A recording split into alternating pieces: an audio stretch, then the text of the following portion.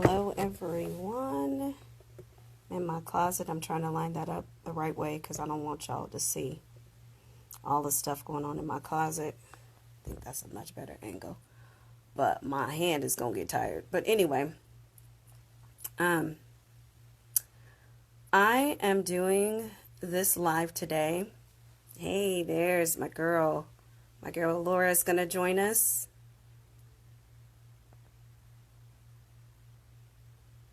There we are. There we are. If we can get her on.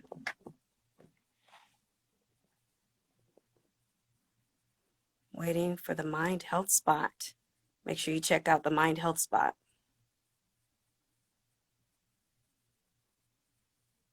Still waiting. Obviously, we're having some unrest in our country. And so the thing is, unrest is ongoing. It seems like it disappears at certain times, but it never really does. And I am of the viewpoint that it can, but it's going to take all of us to commit to changing it. So still waiting for the mind spot. Let me see. You know what? I'm just hating this whole setup too. I'm going to go out of my closet. I think that's kind of symbolic too. I like the way the light is shining under my face. Makes me look kind of gothic, doesn't it? I think that's kind of symbolic because America needs to take racism out of the closet.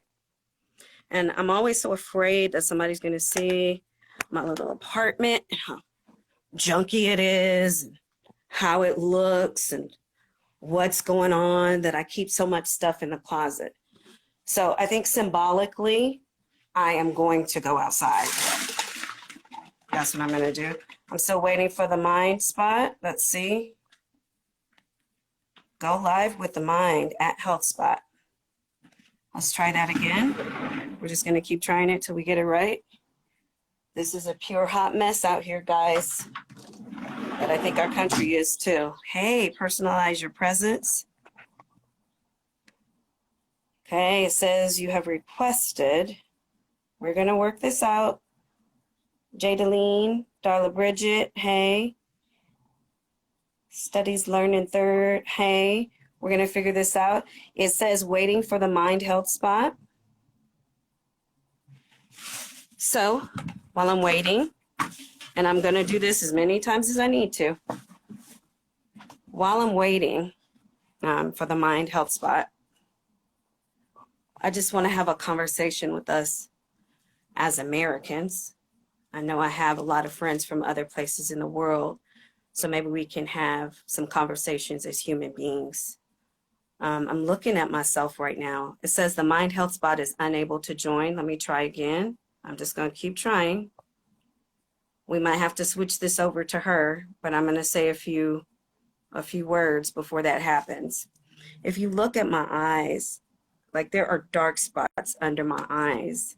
There she is. Hey. Hello. One of my followers, Darla Bridget, said, hey, Queen. Aw, hello. It's so good to be here. Oh, this is such a blessing. No. Wow. I was just telling right? them that I have these bags under my eyes because I haven't been able to sleep. But we're going to do introductions first. Yeah, so definitely. Why don't you introduce yourself? Yeah, so hi everyone. I am so happy to be here. This is actually my first Instagram live ever. And I don't know if some of my followers on here, oh, hi Taylor. Looks like you do. Of others. Yeah, some of my followers know that public speaking is my #1 biggest fear. Like seriously, my hands are numb right now from freaking out. That's so awesome. But I'm facing my fears, and I Yes. think this is the best, like the best cause ever to face my fears for. And I strongly believe in it. And so, yeah, I mean, who am I? So my name is Laura. I do run the Mind Health Spot on Instagram. And it's awesome. Thank you. And I'm actually a grad student, which a lot of people don't really know. They message me and they assume I'm a therapist or like a psychologist or something. So just to clear it up, I am a therapist in training. I just finished my first year of grad school in clinical psychology. And I think for me personally, what I bring to my experience is a really unique blend of like my personal experience as well as my academic experience in terms of like culture and kind of family and relationships and cognitions. And I think it's just a nice mixture of my kind of style of learning and, learning my way. And so, I am doing grad school in San Francisco. I'm currently living in Vancouver in Canada, which I think we'll talk about. I want to come visit when things open up. Seriously, I don't know. My soul is connected to Canada some kind of way. Aw, yeah, you definitely should. It's a beautiful place. Yeah. I really hope that everyone gets a chance to visit after things open up. Everyone gets a chance to visit everywhere they want to go right now. Well, let me introduce myself so that maybe some of your followers can know who I am as well. Because we got a lot of people on here. I think a lot of your people came. I wish you could see that, but I don't think you can. So my name is Michelee Smith-Tynes, and I do a lot of wonderful things. The most recent of which is I'm trying to finish, well, actually, I've written a book about my near-death experience. I almost died in 2017 of pneumonia. I was medically sedated, and I was put in a medically induced coma for 12 days, almost 2 weeks. And we discussed fear earlier, Laura, and fear is almost what killed me, not my physical circumstances, but the fear of everything was almost what killed me. So I do that. I have a degree in journalism and Pan-African studies. I am actually not a therapist. So actually, Laura and I were both surprised about each other because I thought she was one and she thought I was one. I became involved in therapy at the age of 14, and I'm going to try not to cry again. On my Facebook Live, I cried when I told this story. At the age of 14, I was involved in a racial profiling incident with my mother, who is hearing impaired, and we were racially profiled after my mother left the bank one day, and the police followed us, and then eventually they turned on the sirens and swooped in front of her. And me being protective of my hearing impaired mother, I jumped out of the car and said, stop, don't shoot, she can't hear you. And I didn't realize until much later that that could have killed me. Just that simple act could have killed me. Yeah. So I ended up in therapy since the age of 14. And just recently I learned how to heal myself of anxiety. So I'm writing a book about that now. I also, am an artist in many ways. I teach visual and performing arts, music, art, dance, and drama. And I believe that the arts can be cathartic and help us to heal in many different ways. So my favorite of those strands is dance. So now that's a bit about me. And obviously I like to talk a lot. I love hearing your story. I love hearing more about you. And I mean, that incident is heartbreaking, but I think that incident is exactly why we're doing a live here today, is because there is such an intersection with race and mental health. And before we jump into things, so I want to say that we did have a couple questions.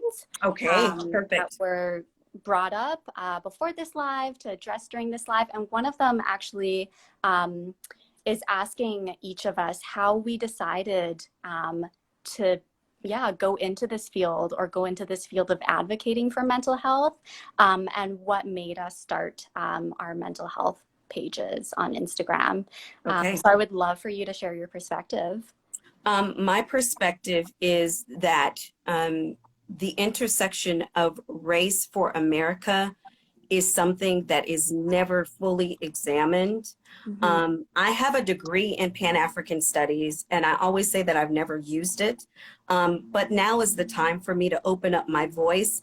I would tend to say that not speaking right now, my grandmother would be turning over in her grave. My grandmother used to keep me out of school for Martin Luther King's birthday before it was a national holiday. She petitioned and did all kinds of things to turn it into a national holiday. And I also have that degree in Pan-African Studies. So I think a lot of times we are silenced, even amongst ourselves. So, you know, my opinion and my outlook does not represent the entire Black race. And this can become a heavy and a burden to bear sometimes, thinking that you have to speak for your entire race. I have a perspective. Some Black people will agree with me and some will not. But one thing is true, we have to open the dialogue. And so I decided to start opening my platform, which is probably very tiny, but I decided to start opening it for a dialogue, because as I've told you, Laura, a dialogue with pure intention can institute change. It can. I might be the craziest person on earth, but I believe that. Like Martin Luther King had that dream, and I believe that I inherited it. I believe that together we can change this. So hopefully I answered your question. I'm telling you, I can talk, girl. I can talk. I can talk. I seriously love it. And like, preach, girl, right there. I'm right there with you. I believe firmly that dialogue creates change, connection creates change. And one of the things that I know that we'll be talking about in the space today is how we can kind of propel some of our feelings like guilt, anger, sadness to create those connections, to create change, especially in these sad times. Right. But these sad times are an indication that times have been sad for centuries. They have. And we need to change that. Because remember, and I'm sorry to interrupt you, but remember earlier we were discussing the level of packing and suppression of emotions that Black people have to endure just to exist in daily life. And I don't think that all the time we're even aware of how much suppression of emotion we have to go through. So that's one thing that a pure dialogue can reveal. You can't really understand why I'm so angry or so hurt. You cannot respect my tears until you know my story.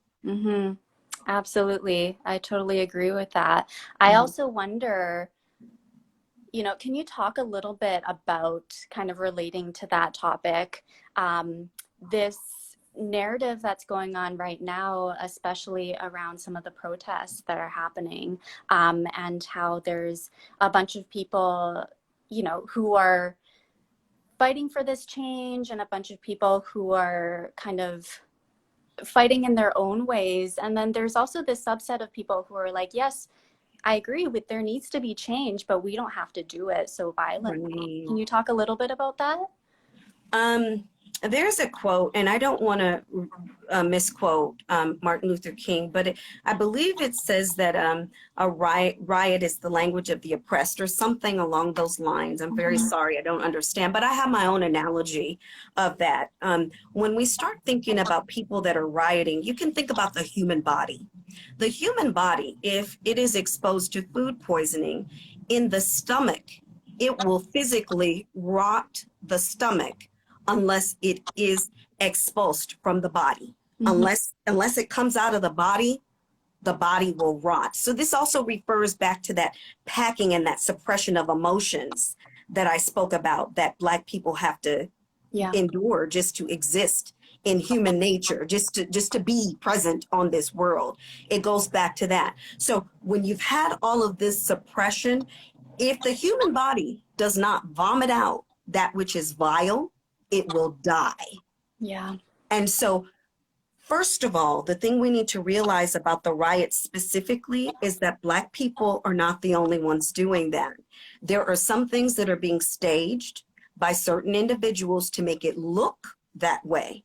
Okay, and we have to stay aware of that. Secondly, since Watts riots and since the days of Martin Luther King, riots have been almost like a temper tantrum because there is no other form of control or power. There's no place. Our voices aren't listened to, Yeah. which is why, my beloved friend, I'm telling you, I'm so honored and blessed that you would come here. Because if unless more people with different looking faces and different types of hair start talking, this is not going to change. So that is what happens. The body, the human body, has to vomit out that which is vile. And the Black community is now vomiting out that which is vile. We have protested, we die. We have done sit-ins, we die. We have written to senators and legislatures, we die. We have sent our men off to war. They die and we die. It's like, what is it going to take to change this? And this is where it's going to start. Us opening up and being vulnerable and exercising our voices. That's what I believe. Yes, absolutely. Thank you so much for that. And thank you for that perspective. I love that analogy of how, you know, bringing in emotional suppression and bringing in the decades, frankly, centuries of emotional suppression and what that does to someone.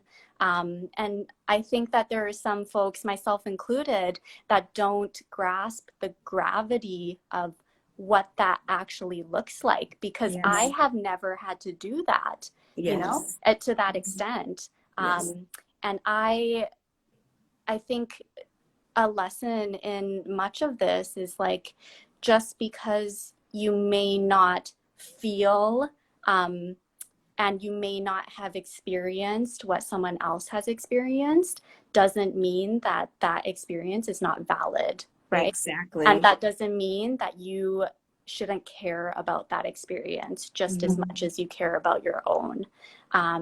And yeah, there's a comment here saying NFL players have peacefully protested by taking a knee to address these things, and they were blackballed. And I'm so glad you said that. That was my friend KP Experience. I interviewed him, so he's on my feed. It's so true. What do you think about that? It's like, you know, it's peaceful and then it's not. So what do we do? What do you think, Laura? Yeah, I mean, that's a great point. I really think that for centuries in America, and not just America, all around the world, Black people, as well as people of color, have been trying to peacefully advocate for their needs and their rights. And I don't think that that's been recognized at all from governments, from individuals. I think that people try to make them feel like they're recognized. Like I have feelings towards like the arrest of the officer who killed George Floyd, and how that may be just a reaction to, you know, the uprising that created to appease the people. And I think that unless you have been in the situation where your people have been oppressed for centuries without being listened to, you cannot judge anyone for being aggressive, anyone for raising their voice and doing what needs to be done to be heard. Exactly. I also, you know, just from my experience in the research realm as well, so I do a little bit of research on trauma and intergenerational trauma, and the effects of intergenerational trauma. For those of you who don't know what intergenerational trauma is, it's basically trauma that can be passed down through generations. So your grandmother, your great grandmother could experience trauma, you know, could experience something like the killing of their brother or something like that for race. And you can feel it, right? And these symptoms, epigenetic. Exactly. And it's embedded in your genetics. And these symptoms are in not your DNA. Just, you know, like, oh, I feel scared, or I feel depressed, or, you know, I feel weak. Some of these symptoms are biologically making people more aggressive, like biologically. And I don't mean to say that Black people are aggressive, because I think they're not, but I think they have to be during these times and during centuries of just trauma on their people. And so I think we have to look at the bigger picture here. Like, sure, property is getting damaged right now, but But souls have been damaged. exactly. Souls have been damaged for centuries based on what you just said. Because my grandmother had a story of when she tried to go to school and the little white boys put their legs out in front of the schoolhouse and tried not to make her go. And she told me, I stepped right on their legs and I went right in that building. And so her story is different from my mother's story. And my mother's story is different from my story. But my sons need another story. It's not fair to me as a mother, even a white mother or an Asian mother that's raising a Black boy. Why does having the talk have to mean something completely different? You have to have the talk about the birds and the bees, but you also have to have the talk about, oh, when you are in a car, you need to make sure that you pay attention to police officers. That's not fair. Let's just put it on a basic level. It's not fair. Yeah. It's not fair. Yeah. And it's privilege to not have to have those conversations, to not have to be on the receiving end of those conversations. Right. Absolutely. Yeah. So as we're talking kind of about trauma and intergenerational trauma, I really did want to ask you this question of like racial trauma, and what it is and why people should care about it. Okay, racial trauma to me is going back to the level of packing and suppression that you have to do from the time you're born, actually. Because my mother, in her best efforts to raise me in her best way, and she did, I'm very articulate, I'm very educated. Those things were extremely important to her. But when I went to school, every hair had to be in place. My clothing had to be immaculate. And sometimes I got teased by other people, so that ended up being, something else in another way. I also remember her. I remember vividly when she would buy me a book, there were no representations of any other race. And she would boldly take a brown crayon, a brown marker, paint if she had to, and make all those little faces as brown as she could.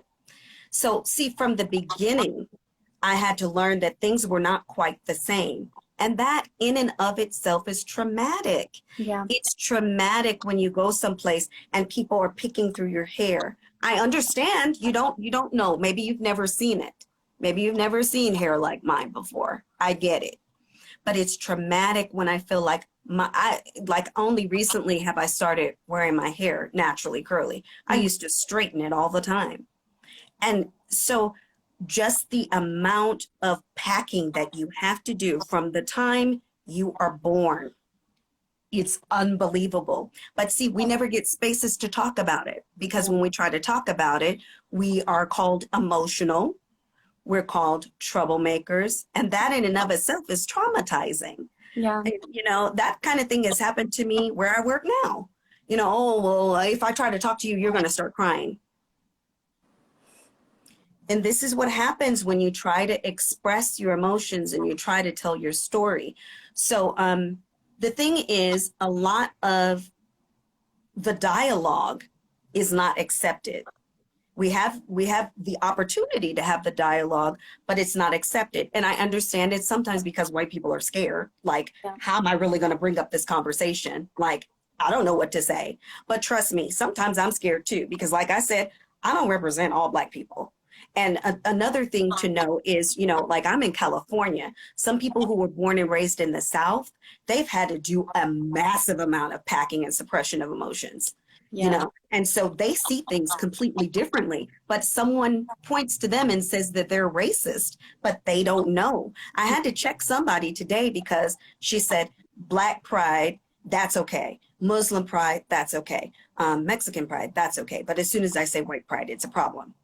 Well, that's because you're coming to the end of the story without knowing the pages that came before. Yes. You can't look at the effect and not fully factor in the cause. There was a cause for this, and we need to stop the cause. We have to stop the cause somehow, some way. So in terms of the trauma of it, it's never ending. And like I said, I had told you the story of my husband. I was so stressed out, you know, the other day that my husband gave me a massage, and he's a very dark skinned, you know, Black man. So I'm concerned, you know, for him every time he leaves, you know. So he gave me a massage and I felt guilty about that. I'm like, wait a minute, I should be supporting you. But it's just sometimes some Black men are just so, they've had to pack so much that 100%. at times they don't even realize when they're dismissing the situation. Yeah. So, and then I can't turn on the news either, because if I turn on the news, then I'll be embroiled in a battle, but then that embroiled in an emotional battle, I'll say. But then that causes me to feel guilty, because should I be on the front lines? Should I be doing more? The questions, my friend, believe me, are never ending. They're never ending. Yeah. And I think that also speaks to like some of the questions that I've gotten from just this live alone is, you know, the piece of guilt. Like, okay, this is happening, this is real, and this is affecting everyone, right? And how do we deal with the guilt of all of this? How do we deal with the guilt of like maybe being like yourself, a Black woman, and not being physically able to be in the front lines protesting? How do you deal with the guilt of, for me, I'm a person of color, but I'm not Black, and I feel like I should be doing more. And I feel like, you know, there's guilt around, okay, well, what if I raise my voice and I'm silencing Black voices? And then the guilt of also white people who are like, yes, we understand what white privilege is, and we know that we've massively benefited from this and oppressed others. But now, like, we're all guilty, you know, everyone's guilty. So yeah, can you speak a little bit about that? Well, we're not guilty of putting a knee in the neck of another American citizen. We're not guilty of that. Yeah. So guilt, I believe, can spur us to action. So we need to exorcise our guilt. We have to pull it out of us like a demon. We have to pull it out, just like we need to do with our anger and our fear. We have to exorcise that guilt, and we have to decide what we can do. So as for myself, I have two theories. My first theory is that my collaboration with you right now is a dream come true.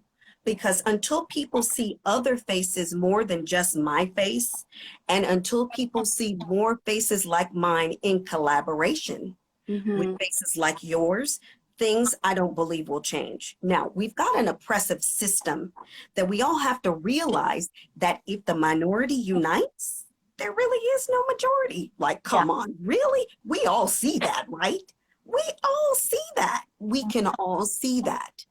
So if we understand that if we each do our part, and sometimes that involves settling down, you got to figure out what your part is, because maybe my part is not on the front lines. Maybe I'm feeling guilty about that, but there's something else I can do. Hey, wait a minute, I'm doing something right now, aren't I? I'm doing something right now, because this conversation will be archived and it will become part of a living history that can be referred to later on. So I am doing something. Yeah. My second theory is that Americans are not taught history properly. There is a blurb that children are taught on slavery in elementary school, and I don't really think it gets addressed much. I mean, I teach elementary, so I can't say for sure. But we've got to understand these are American problems. People keep saying this is a political issue. It's not a political issue. It's a human rights issue. This is an American travesty. Other countries are looking at us like we're ridiculous right now. Like, seriously, we have got to do better than this. This is ugly. So my thing is, I'm a teacher, but I believe that when I decided to be a human, I didn't just want to teach children. I wanted to teach all people. So part of my goal is to teach history properly. And I have some theories about that as well. History should be taught by those who lived it. We still have some history books walking around They should be our history books. Our elders should be our Yes. history books. Yes. People like me should be history books for the younger ones. There's a saying, each one teach one. We need to know that Black people did not first come here in slavery. A lot of people don't know that. We were brilliant. We had dynasties. We were the stuff of legends. You want to talk about Greek mythology? There is also African mythology. We did not begin nor end with this country. But see, what we're experiencing is a Pan-African problem. Yeah. This is the situation of being Black is something that's experienced all around the world. And so if you have skin like mine or darker, you are going to be treated differently. I've heard it so many different places. Even if you think of India, India has an entire system based on the color of your skin. Yeah. And so we need to know more about history. And that's where I take up my cross. That's where I decide I need to do better. I've got these platforms and I need to use them. And I'm calling on all of you, use your platform, because you know what? I see you. I see what you're not posting. I see what you're not saying. I see what you're not doing. I also see my friend Laura here. I see what she's doing. This is a fear for her, and she has put herself outside of her comfort zone to use her voice. God gave it to you. Use it. You know you can look at that and see that it's not right. It's just not right. Yeah, absolutely. And I think, like, speaking on that, it is, I think, a time for revolution. It's so long overdue. And I think it's not just, I totally agree with you. It's not just a political problem. This is not just a political problem. It's not even just a mental health problem. There's so many mental health outcomes that stem from racism, but this is not just a mental health problem. This is like a human problem. Yes, it is. You know, Americans are facing, but not just Americans, like everyone in the world. And, you know, coming from Canada, I have lots of Canadian friends that are like, oh, thank God we're not that bad like we are in the US. But don't forget the atrocities that Canada has also participated in, the oppression of like Indigenous people, yes, Muslim people, Asian Canadians, Black communities, and I don't think any country is fully immune to it. I mean, I say colonialism. I say we need to research colonialism. Absolutely. Because it has its impacts all over the world. Yeah. And I think that that's just a testament to how powerful white supremacy is. Yes. And I think that, you know, justice is not about, oh, now people of color are going to get revenge. Now Black people are going to get revenge. It's not about that at all. Like, we want justice, and Black communities want justice for the deaths of people, for the, you know, inhumane treatment of people, for the microaggressions that build up. Microaggressions. I love it when you use that word. Time. Yeah. And for Can those you of explain microaggressions? Because I just love it when you use that term. Yeah, I mean, it is a buzzword, and I think that it's so commonly misunderstood, because I think when people think of the word aggression, they think it's something that they're doing on purpose. Right. They think it's something intentional. Right. And I don't think aggression often is intentional at all. You can get into really, really dangerous waters if you think racism is something that only evil people do on purpose to hurt Black people, for example. And that's so true. You know, there are instances like that, sadly, but I think it perpetuates everywhere. And so one way it perpetuates is with microaggression, which is basically like these little, it could even be like comments, it could be like the tone of voice that you use, it could be you crossing the street, exclusion for sure, like unconscious exclusion, even you crossing the street when you see a Black man, because you fear for your safety. These things are really, really aggressive in like such a subtle way, and people don't realize that the accumulation of these things builds trauma. And It it does. does. It makes people see themselves as, oh, if this person is behaving like this towards me, then I must be dangerous. Then I Right. must be, unworthy of belonging in this group that Right. everyone else is in. Then I must be someone to avoid and someone to fear. And to be untrusted and untrustworthy. Exactly. That's, Yeah. I mentioned to you, W.E.B. Du Bois, book, started one of his books with the simple quote, "How does it feel to be a problem?" Mm. I mean, those words are just so powerful when you Yeah. when you stop and think about it. And these were things that were talked about in the 30s and in the 40s. How does it feel to be a problem? When you enter the room, when you enter the world as a Black person, that's how it feels. Someone here, Allison Zilberman, said that's so false. I opened this up for questions. If you, maybe she's referring to what we're talking about, the general theme. That's so false. But if you think something is false, I open up questions. And I do want to say right now, when the conversation gets going, it's kind of hard to read everything in the comments, but I do see you guys and what you're saying. So if you could please inbox me and inbox Laura, that would be really helpful, because when I save this, for whatever reason, the comments don't save with it. And Allison, if you would like to present a question, we would love to answer your questions. Because I really want to know what it is that you're asking. Did you have some other questions, Laura, from anyone that you wanted to make sure you cover? Yeah. The thing is, once the conversation gets going, can't you see, it's kind of hard to read in the roll. comments. But I do want you guys to know that I value everything you're saying. Like, that's what I want you to know. All of it is valued. So if I didn't get to it, or if Laura didn't, please, please, please inbox me. Please do that. I'm glad you brought that up, because I'm totally new to this Instagram live thing, and I see the comments just like going and disappearing so fast. I think that, we both really want to answer everything. Yes. Rest of time and just being able to, we're not. So super slide into our DMs. I'll try to make on my end at least like videos, or I'll share some other videos where maybe I think would be better at explaining something. Yes. And so one question that I did get, I have my like Microsoft Word document beside me. That's perfect.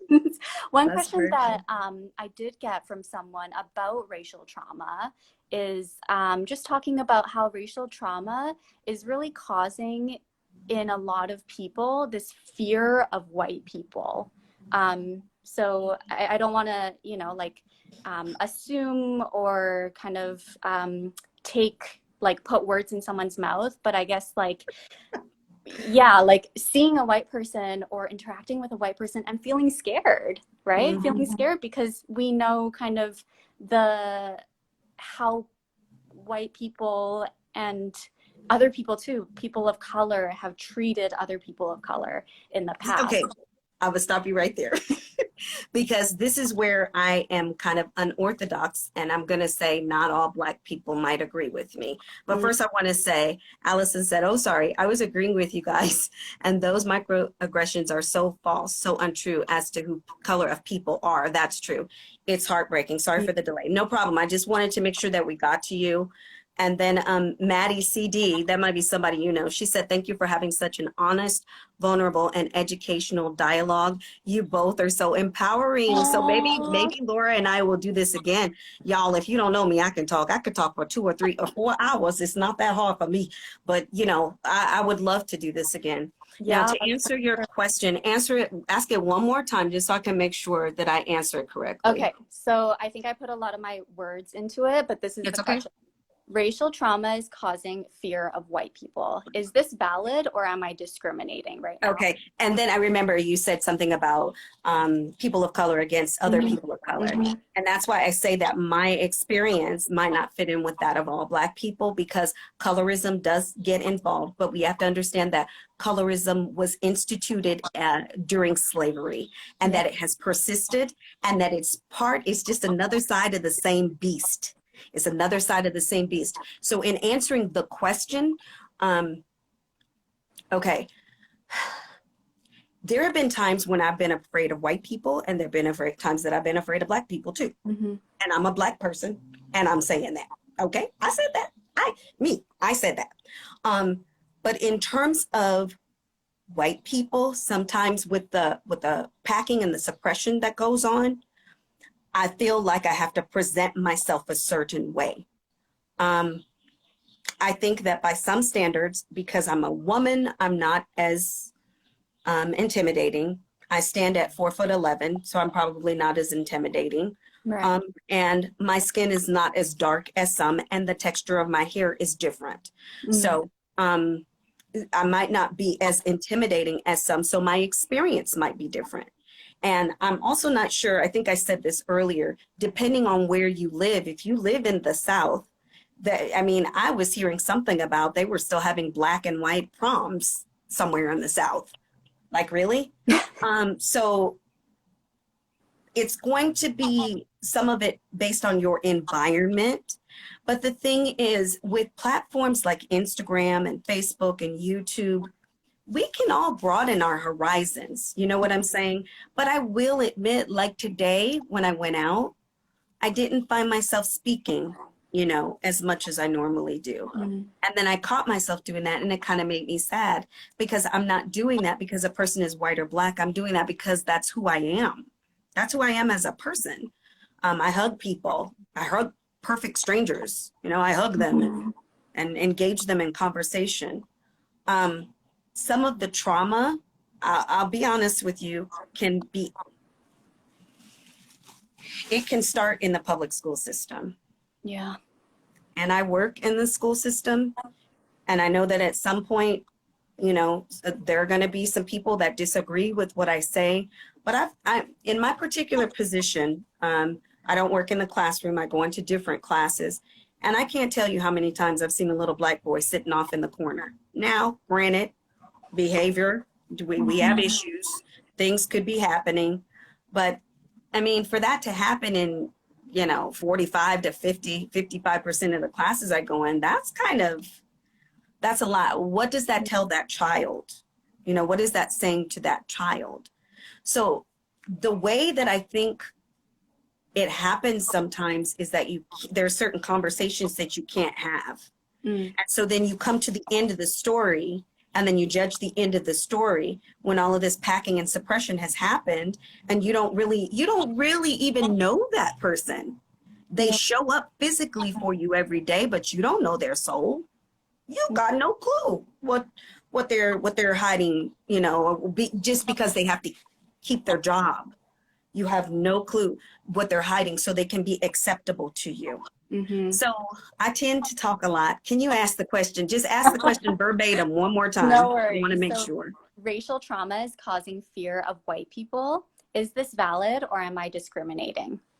It's not causing fear of white people. The thing is, because they are en masse, the oppressors are white. That's what the situation has been for hundreds of years. Because of that situation, then it appears that way, but that's not actually what's going on. It sounds like this question is from a person of color. So that's why we need to know all of the history. Until we know the history, we don't know that, Black men were actually, as slaves, fed their own feces, and they either had to choke on it or die. We're not taught that.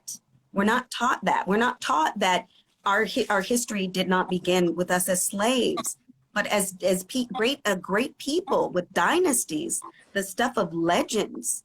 We're not taught that. We don't even know that the richest man of all time, Bill Gates, any other rich person, Oprah Winfrey, any other billionaire, richest man of all time, Mansa Musa, look him up. Mansa Musa, North African man. Nobody knows that. We're not taught that in school. Yeah, it's Nobody teaches us that. So that's where the trauma comes. The trauma comes, it's like, okay, here's another analogy. I love analogies. I'm sorry. Here's another one. Okay, mom and dad are having a fight. Baby, 5 years old, sees the fight. The parents stop fighting, but the tension is still there. Baby's not stupid. Yeah. Baby knows that something went on. That's what's happening. That's the legacy we're giving our children. We're giving our children the legacy of the end of the story. Oh, these people are out here rioting and they're causing all this trouble, but we don't flip to the front of the book. Yeah. Don't flip to the front of the book. And I don't want the front of the book to keep starting with slavery. Yeah. Because we were a great people. And that's what I need everybody to know. Yeah. And I think part of the problem is exactly what you said, is that a lot of people, they don't know the entire book because we've never been taught that in our education systems, and something needs to change, you know, and we can't just be sitting around waiting for like the government to change our curriculum. That's not enough. We need to actively educate ourselves right now. And those of you that are watching, I posted a story about a free course that Yale is offering about Black history. And I think it's super important to unlearn and relearn some of the things that we started to learn in childhood. And that's what conditioning is, right? As soon as we start rewiring those neurons, then our behavior can change, right? Because we need to kind of start with ourselves first. Exactly. So I think you're It's so right. interesting that you say that, because I was trying to think, if it's a little series, if I go on maybe 5, 10, 15 minutes a day, what would I call it? Because I mean, I do so many lives that I'm considering them being shows, like naming them. So what I was going to name it was Reteach America. Isn't that interesting? You just basically said that. We're so in sync here. We are in sync. We are in sync. I say this was a divine appointment. Divine appointment. I'm so grateful. Yeah. I think also on the other point of that question, I fear that we won't be able to have time to answer all the questions. So we'll definitely do this again. But another point on that question of, you know, is white people a trigger? I mean, just coming from like a trauma perspective, that's literally what a trigger means, right? A trigger that's true. is something that reminds you of a traumatic event. And in history, traumatic events have happened. The traumatic event of police officers killing Black bodies, that was traumatic, right? And that event basically taught us that if you're Black, like I have the potential to be killed when I'm out in public. To fear for my safety. I need to be in survival mode, and I need to be hyper vigilant all the time to make sure that I can survive. And our body remembers that. And so the next time we encounter something that's even remotely close to that traumatic event, you know, like a white person, because the white person was the what's the word that I'm looking for? Like abuser in that case. The aggressor. Automatically think like, oh, I need to be scared. Right. And so that's your body telling you something. I'm not saying that every single white person you see you should be scared of, but realizing that that is a trigger can be really powerful in like helping yourself and healing yourself. Right. Well, we have about 10 minutes, just so I can let you know. Thank you. And it starts counting down. So I'm not sure if you can see the countdown, but I'll let you know when it starts counting down. Okay, perfect. Do we have time to fit in one more question? Of course we do. Of course. Awesome. Okay, so someone asked, how do we combat the shame of feeling overwhelmed by world news right now? And what are some useful coping skills? Let's see. Let me see. Somebody said, okay, I've heard a lot, but sister, didn't you know that Black people had Israel enslaved for 400 years? You did not mention that. I'm a Black man telling you that. This is history, of course, but I can't see. This is another thing. We cannot cover everything in the span of 60 minutes. So please, what's your name? Please inbox me. Please inbox me. I am way open to everything. R-Navery1. Please inbox me. I cannot possibly get to everything. It's really hard navigating a conversation and everything that's going on, but I'm way open to it. And before we get off, Laura, I just want to say it might be good if we just stick to the same time every week, even if we come on for 5, 10, 15 minutes. That way, I've noticed that with my other IG lives, people know to expect me there then. So I'm open to that. She and I are going to discuss that. But I'm sorry, Laura, ask the question again, please. So the question is, how do we combat the shame of feeling overwhelmed by world news? And what are some useful coping skills right now? Okay. I don't watch the news, and I haven't watched the news for a long time because I deal with anxiety issues, and that's a trigger for me. It's that same story of the little 5-year-old kid with two parents that are bickering and nobody's really telling the full story.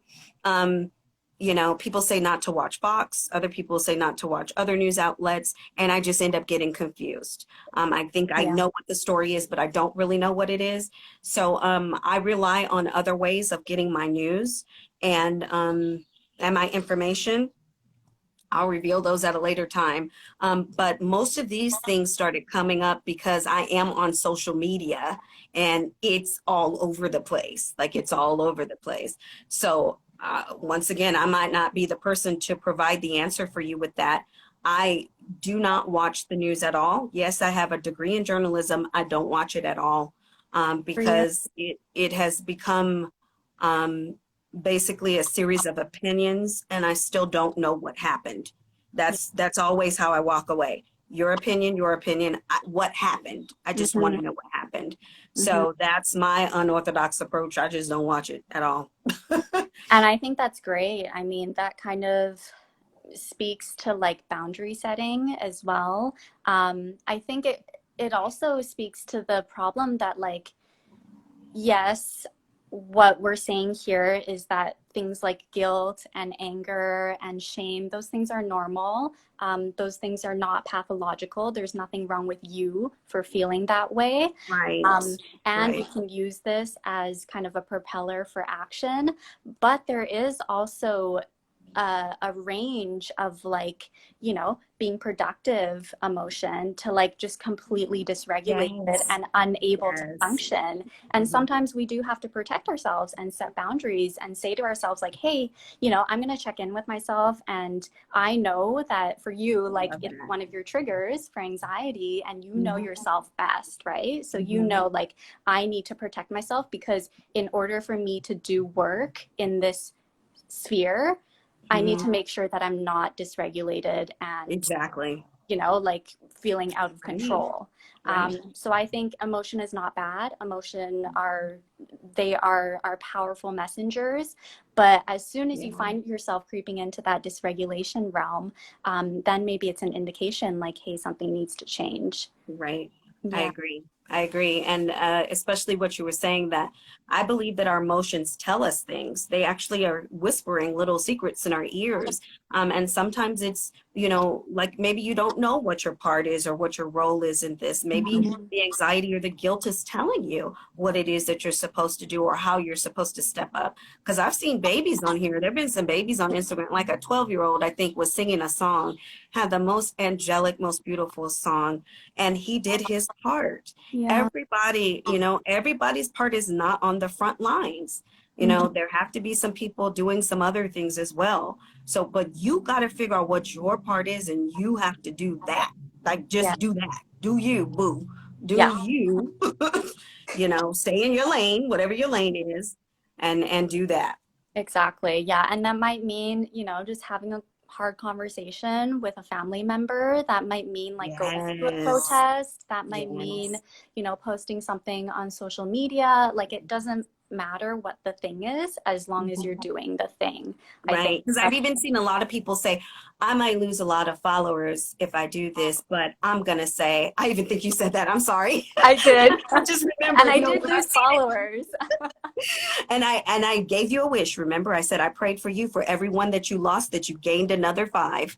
So even if you have to do it in fear, do it anyway. You know, I'm just, that John Mayer song, I'm going to do a little dance on here a little bit later to that song. Say what you need to say. You got to do that. You got to say what you need to say. If you see this, and if you know people that look like me, and if you love people that look like me, say something. You can do something. I don't know what your part is. You know that.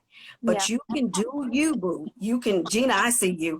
Gina said, Michelee said, you just do you, boo. Whatever your part is, you need to do this because we have to change this. I'm in America and this is an American problem, but honestly, it's worldwide. If I Yeah. go anywhere, I went to China this summer. There were some interesting instances, Mm.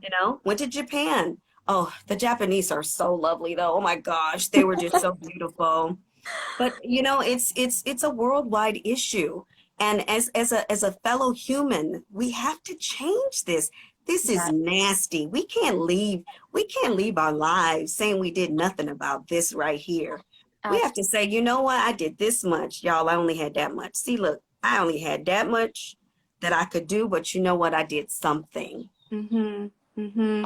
And I mean, I related to that. I just want to call out all the Asians out there, all the people of color that are not Black out there, that we need to stand in solidarity because I think as Yes, minorities, you said it perfectly, when the minorities gather together and when they collaborate and connect, they become the majority. And I think that's such a beautiful sentiment. We need to exactly. fight for each other, just like how in like in the beginning of coronavirus, and this is still going on, there were so many racist acts of hate Yes, against Asian Canadians, Asian Americans, yes, Asians all over the world. yes. And I Even from saw our the president, it was sickening. absolutely, yeah. And I saw the Black community come together and like fight for us. And that Right, was so beautiful to see. right. So I'm Firecracker 11, I love this. Firecracker 11 says one team, one fight uh equals one team. I love you all I for love listening. that. But yeah, Inbox me, Firecracker.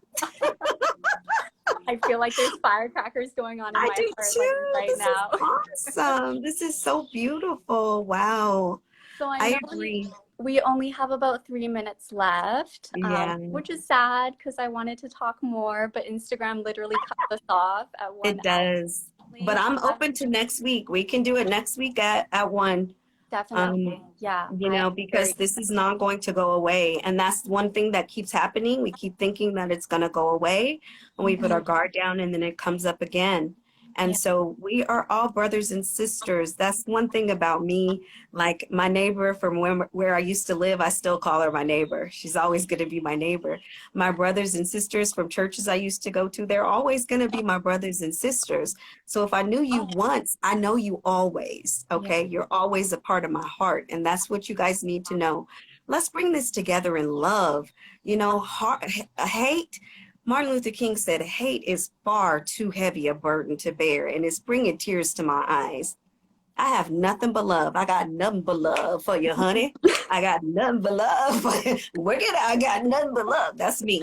Okay, so I we love can change that. this with love. I Yeah, love that. Yeah, thank you so much. And you're please feel welcome. free to visit our pages if you want Yes. just like more information. I know for me, I did a couple posts on implicit racial biases and how I we love you, all, firecracker. I'm sorry. Sorry. and yeah, so just, yeah, visit our pages, continue educating yourselves. Yes. Do you have any closing words? Just, I love you. That's what I say to all my friends. And it might be corny or weird. Like some people are like, ew.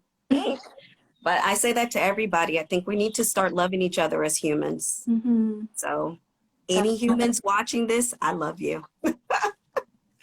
That's it. Love you all.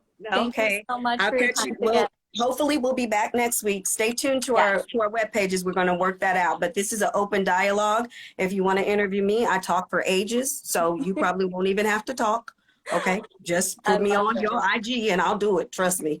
But I just love you guys, and thank you so much, Laura. That was beautiful. Thank you. I'm really Such a proud privilege. of you. That's what I need you to know. I am Thank so proud you. of you. Yes. This was Yes. Yes. fun. This It was was fun. See what I'm not as saying? See what scary as I I thought. feel like I was your little friend and I held your hand going into the dark cave. Oh, I love Look at it. You like me. Look at me. mentored me. All right. Thank you So so awesome. much. Yes, everybody make it a beautiful day. Make it a beautiful one. Yes, perfect. Bye. Cheers.